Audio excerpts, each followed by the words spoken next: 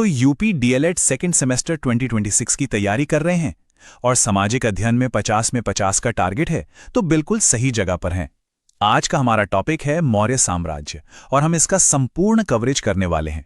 KD academy में आपका स्वागत है और जैसा कि आप देख सकते हैं, दावा यही है कि पेपर में यहीं से आएगा। तो चलिए शुरू करते हैं। तो भारत में पहले साम्राज्य की नींव किसने रखी? वो थे चंद्रगुप्त मौर्य।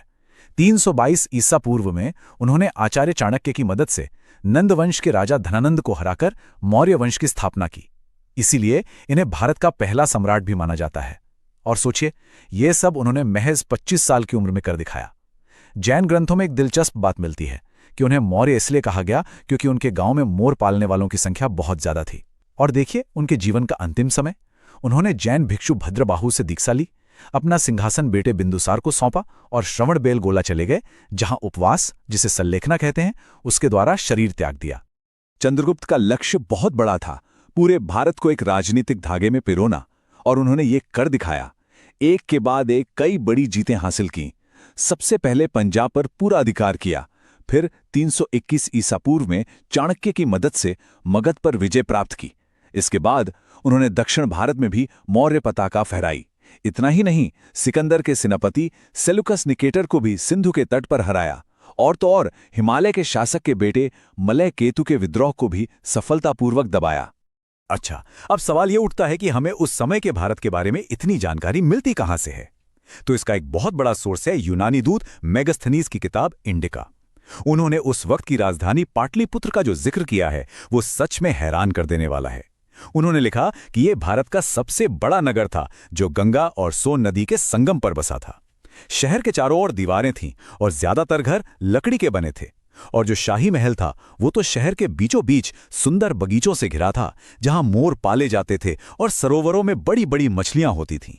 ये सब सुनकर उस दौर की भव्यता का अंदाजा लगता है। मौर्य वंश में आगे चलकर हुए चक्रवर्ती सम्राट अशोक महान, जिन्हें देवानाम प्रिय अशोक भी कहा जाता था, मतलब देवताओं का प्रिय।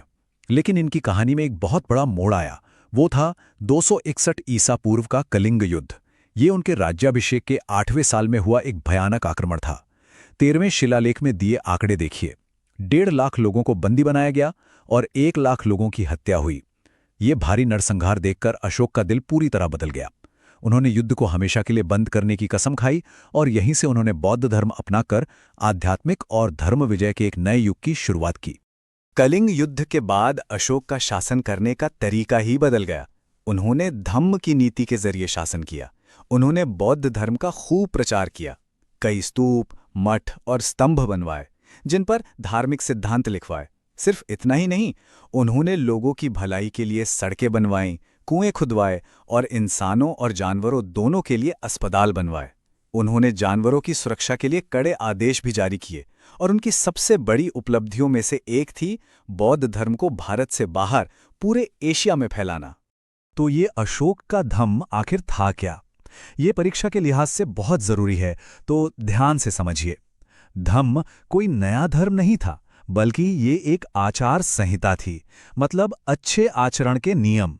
इसका असल मकसद था अपनी प्रजा का नैतिक विकास करना। पाली भाषा में धर्म को ही धम्म कहते हैं। अशोक ने इन संदेशों को पत्थर के खंभों और गुफाओं पर खुदवाया ताकि हर कोई इन्हें पढ़ सके। सारनाथ और सांची के स्तूप इसके सबसे प्रसिद्ध उदाहरण हैं।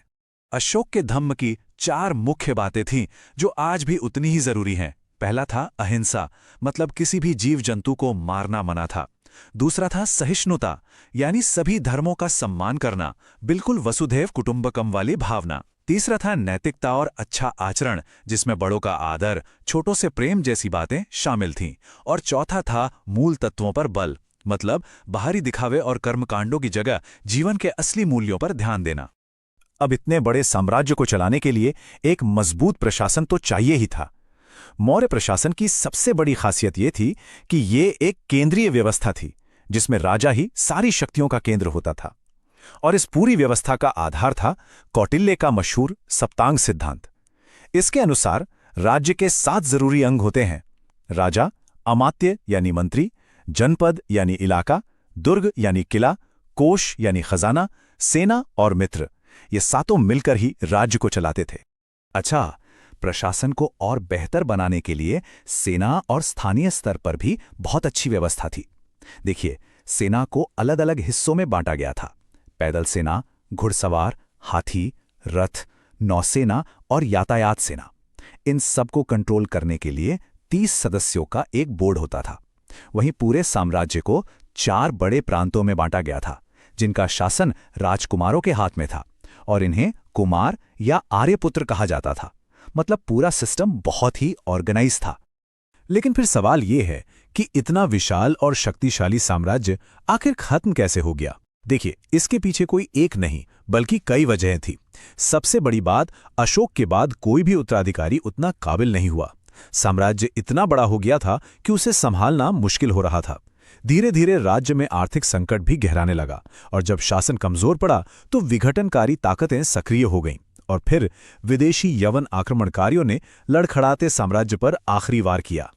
तो मौर्य साम्राज्य का इतिहास हमें यही सिखाता है कि एक महान साम्राज्य कैसे बनता है और नेतृत्व की कमी उसे कैसे पतन की ओर ले जा सकती है। उम्मीद है आपको ये पूरा विश्लेषण पसंद आया होगा। अगर ये जानकारी अच्छी लगी हो तो लाइक, सब्सक्राइब और कमेंट करके जरूर बताइएगा। अगला वीडियो जल्द ही आएगा। हमारे साथ बने रहने के लिए धन्यवाद।